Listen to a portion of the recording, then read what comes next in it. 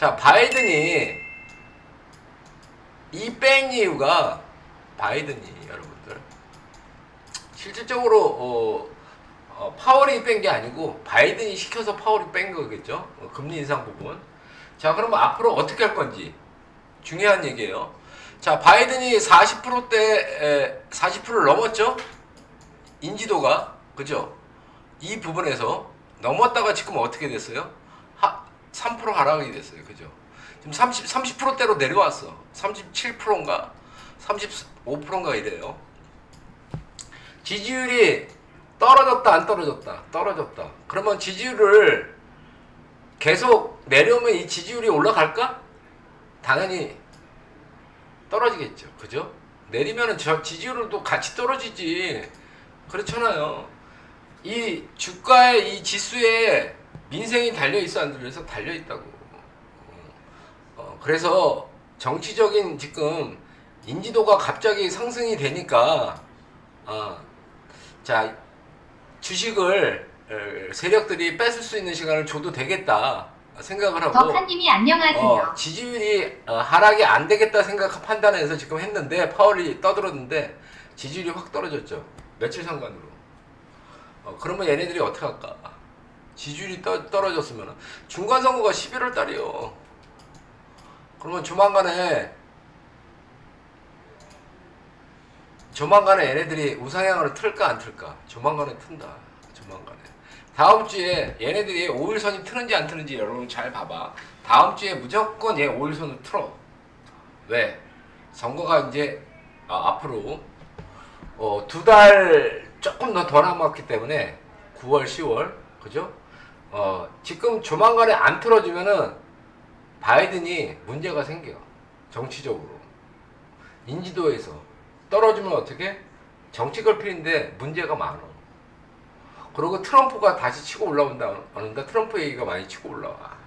그런 부분이 있고요. 첫 번째, 정치적으로는 그런 이유가 있고, 과거에 우리가 금리 부분으로 얘네들이 금리를 세게 앞으로 여러분들이 올해만 올리고 내년부터 안 올린다는 얘기가 있잖아요. 그 안 올릴 수밖에 없는 이유를 여러분들한테 금리가 올해까지만 올리고 내년에는 올리기 정말 힘들다는 걸 그 이유를 설명을 드릴게요.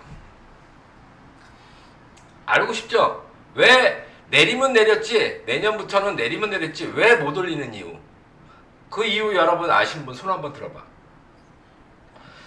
내년부터 내리면 내렸지 올릴 수 없는 이유. 자, 그거는 과거에 있어. 어떤 부분? 일본이라는 나라에 이유가 있다. 일본이 80년대 버블 경제였죠. 제로금리로 시작을 하니 경기가 좋은 상태에서 제로금리를 때려주니 은행에서 대출을 무한대로 해주고 제로금리가 어디로 몰렸어요? 부동산으로 몰렸죠. 주식으로 몰리고 80년대. 자, 우리나라도 마찬가지야. 코로나를 통해서 돈을 푸니까 약한 금리를 상태에서 돈을 푸니까 어떻게 가요? 부동산으로 가고 주식으로 갔죠. 부동산 주식으로 넘어갔죠. 그죠? 그 돈들이 부동산 주식. 1년 만에 일본이 제로금리를 80년대 해갖고 부동산이 4배가 올라갔었어요. 80년대. 그래서 그 당시에 일본 기업들이 미국의 건물도 사고 기업도 사고 여러분들 예를 들어서 미국의 영화 회사도 인수하고 그죠? 그랬던 기억 나실 거예요. 80년대. 돈을 주체를 못해서 전 세계에 부동산 투자를 많이 했어요. 그러니까 유흥이 늘어나고 일을 안 하고 그렇죠? 국민들이 아니 은행에서 돈은 무한대로 빌려줘 신용으로. 왜? 살면은 부동산 투자하면 오르거든. 80년대 그랬단 말이에요. 그러니까 일을 안 하고 투기에 몰두를 했단 말이에요. 그러니까 나라에서는 어떻게 생각하겠어요? 야 이러다가 큰일 나겠다. 부동산 거품 끼고 국민들이 일을 안 하고 투기에만 몰두하다 보니까 경기는 좋은데 이러다가 뻥 터지면 나라 경제가 흔들리겠다 생각을 하고 금리를 올렸다 안 올렸다? 금리를 올리기 시작을 했어요. 금리를 올리면서 몇 프로까지 올렸어요? 6%대까지 올렸어요. 금리를. 그러니까 어떻게 됐어요? 금매 물건이 부동산이 튀어나오기 시작을 했어. 자, 직장 다니는 사람들이 빚을 얻어서 투자를 했는데 집값은 올랐는데 매매는 안 되고 이자가 비싸니까 어떤 현상이 나요? 급매물이 나오는데 매매가 안 되는 거야.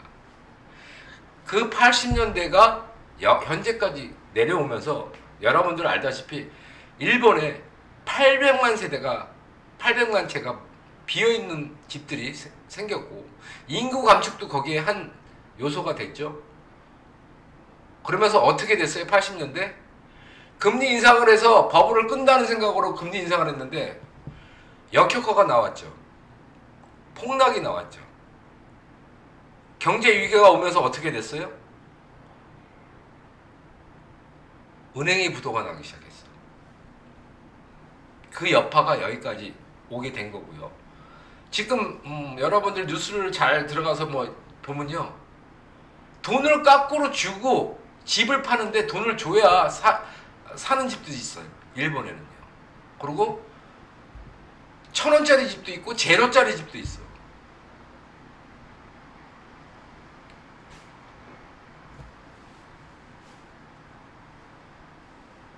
충격이 또 뭐가 있었어요? 금리 저걸로 인해서 거품이 빠지면서 폭락이 나오면서 인구 감소까지 겹쳐진 거예요. 그래서 재기를 못하는 나라가 됐다.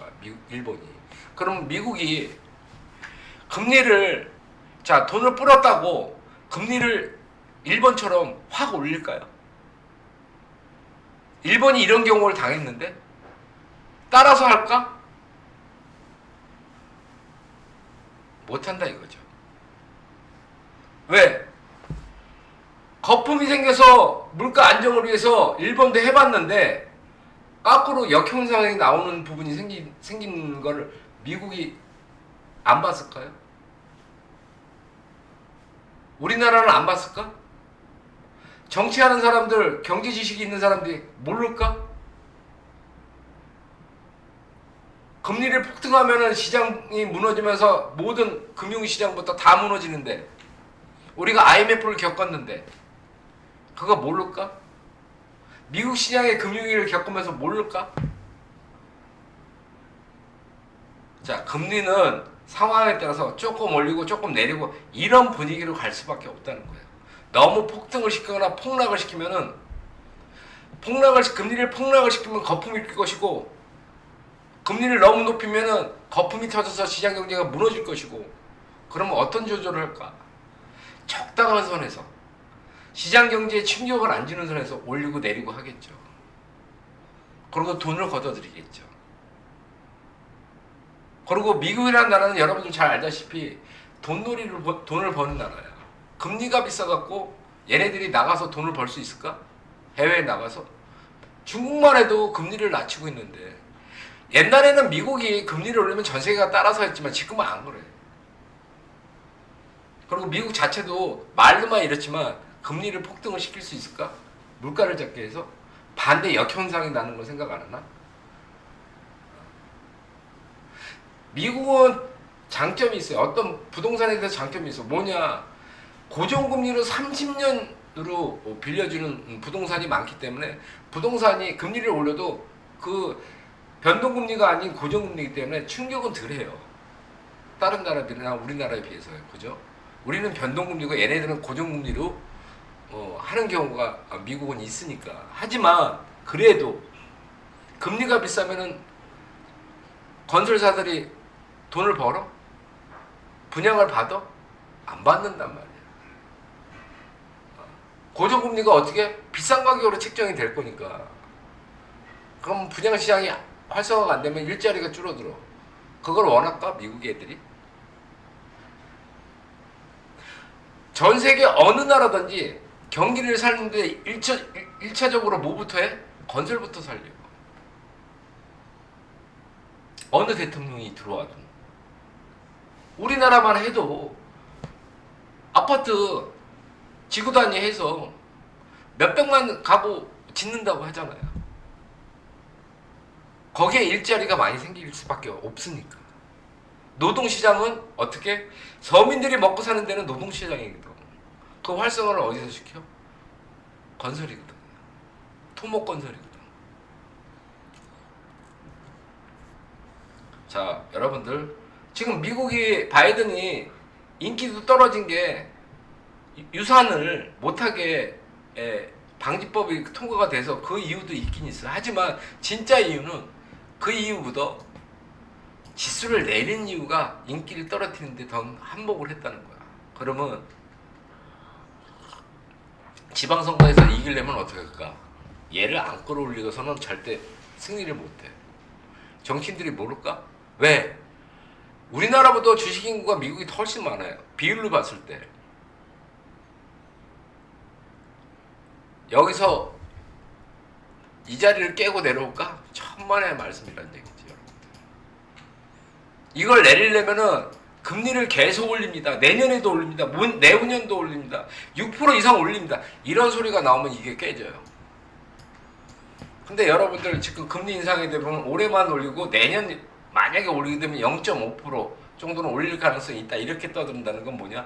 4% 미만에서 마무리 진다는 얘기거든요. 그리고 어떻게 내리겠다는 얘기예요. 법인세 올리고 금리 비싼데 어떻게 기업이 돈을 벌 수가 있어? 물가는 원자재는 내려갔으니까 그나마 벌 수 있는 여력이 있는데 가만히 있을까? 지금이 돈 벌 수 있는 제조업들의 찬스인데 금리를 계속 올리면은 기업들이 보고 있을까? 국민들이 가만히 있을까? 중요한 거는 표인데 재선이 가능할까? 어떻든 바이든이 안 나오더라도 민주당이 나오는 사람이 되려면 어떻게 해요? 지지율을 높여야 되겠죠. 지지율 높이려면 어떻게 해요? 파월의 얘기를 잠깐 파워 있게 하지만 중장기로 계속 지속적으로 얘기할까? 요 근래 며칠 사이에 안 나오죠. 얘기. 그죠? 그 이유는 파월의 얘기는 끝났다는 거야. 그러면 다음 주부터 얘가 우상향을 틀기 위해서는 어떻게 해야 되나? 잘 보세요. 5일선이 꺾여야 되지만 이 볼린저 밴드 안으로 들어가야 돼. 캔들이 들어가면서 한번 또 이렇게 캔들 들어갔다가 한번 누를 수는 있어요. 이렇게 들어가서 이렇게 눌렀다가 이렇게 갈 수는 있겠지. 하지만 이 부분에선 빨리 가야 돼. 한다는 걸 여러분들 염두에 두시고요. 다음 주부터는 여러분들 크게 걱정 안 해도 되는 시장이 여러분들 나온다는 거 여러분들 미리 알아두고요. 방송에서 무슨 얘기를 하더라도 여러분들 믿지 마라. 과거에 이 방법을 택해서 실패를 본 나라가 있는데 그걸 따라서 할까? 절대 안 한다. 좋은 거는 따라할 수 있지만 나쁜 거는 안 따라한다는 거예요. 머리에 두시고요. 자, 다음 주에 여러분들 5일선이 우상향이 틀면은 파워력이 이시 나올 수 있다는 거 여러분들 머리에 두고 진짜로 나오는지 안 나오는지 잘 보세요.